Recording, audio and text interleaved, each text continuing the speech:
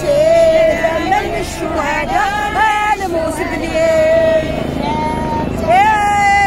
يا ترمي سبوان جاهد لكم بيكي من سيا يا غديسي ربي كماسي باباني دايلا بابك ينغفر من الله يغاضن دايدا من سنين غابة في حمالنا يغاضن داك شو مستيل غابة كنت وشانا يغاضن المسبلين دي قرندي وشيلان يا المسبلين تزاير سواشي تحيا سواشي تحيا سيدة من الشهداء المسبلين اما كنس نقاط ويا مغزي فضاير يا بودا غادي دي واس استعرف القرص مهما طول الناس يطلع نهار حنا طلع نهار علينا نتوما جا الليل عليكم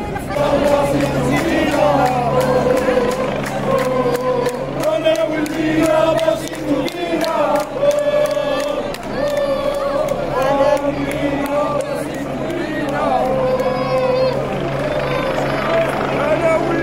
وبسيطو بينا انا ولينا وبسيطو بينا حي خوتنا الجاليه في المهجر لاباس شري المال واللوش جايبين الحريه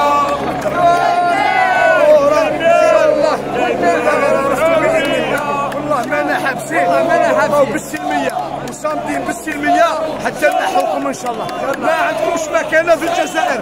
هذه هي الماده 87. هاي اليوم المسيره في الحراك 106. هاي الماده 187. هاي وراء الاراده للشعب. الشعب هو السيد. ان اراده الشعب من اراده الله واراده الله لا تقهر. تحيا الجزائر الله يرحم الشهداء. بارك الله فيك سلامه الله يحفظك يا بن قرينه. ها مش حاب تدشنا هنا.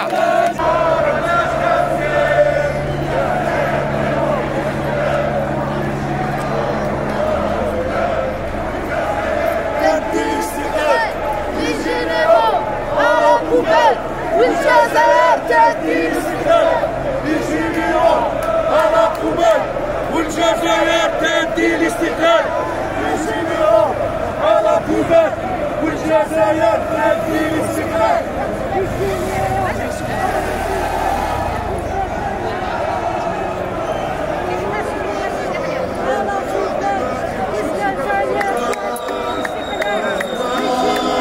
مازغان مازغان مازغان مازغان مازغان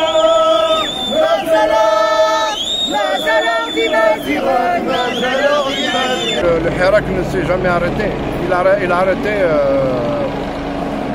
ses marches parce que pour la raison de Covid-19, le Hirak, par conscience justement, il a arrêté, il a suspendu ses marches, mais la lutte individuellement, chacun essayait de lutter à sa façon, même en silence par exemple, mais on avait les idées continuer à exister.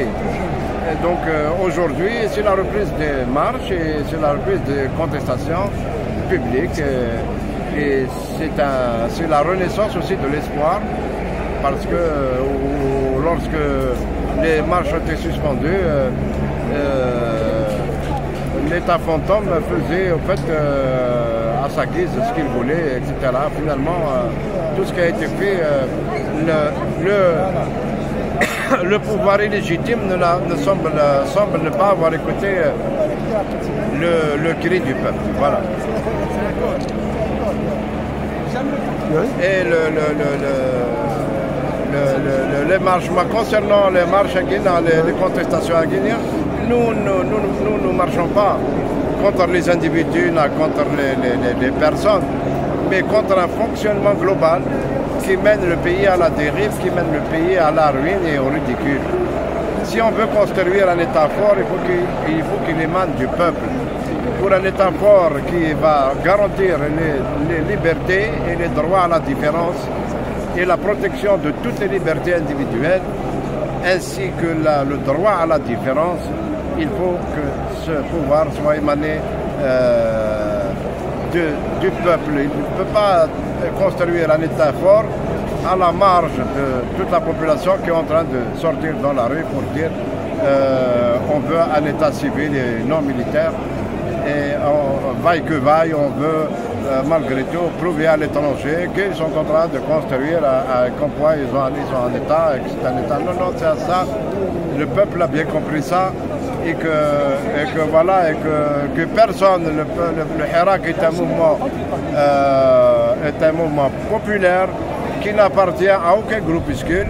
C'est un mouvement qui contient toutes les tendances et ils se sont entendus, le peuple magiquement se sont entendus pour que justement, pour que ce pouvoir qui a toujours travaillé dans la division, aujourd'hui le peuple est uni, ne serait-ce que pour un seul objectif. D'abord, le premier objectif, c'est que ce fonctionnement, ces gens qui fonctionnent comme ça, cet État qui n'arrive pas à assurer, à garantir tout ce dont le peuple a besoin, il doit partir. Il doit laisser, il doit permettre au peuple de construire justement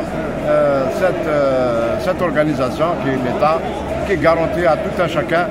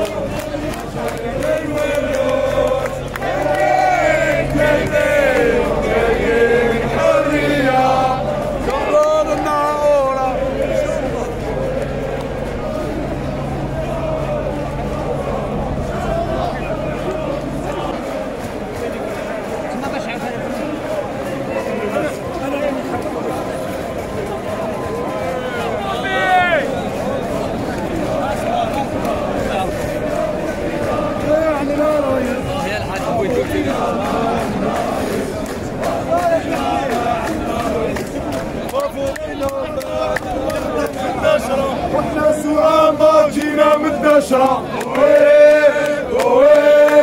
جابونا تحت يا في النشرة احنا الزعامة جينا متنشرة جابونا تحت يهدر في النشرة واحنا الزعامة جينا متنشرة جابونا تحت يهدر في النشرة واحنا الزعامة جينا متنشرة جابونا تحت يهدر في النشرة احنا زعامة جينا منتشرة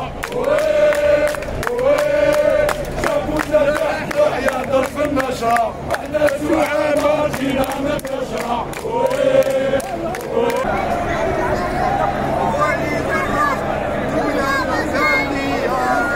جابوا المسوات جابوا العسكر ما كانش الشرعية والشعب تحرر هو اللي قرر ولا مجالية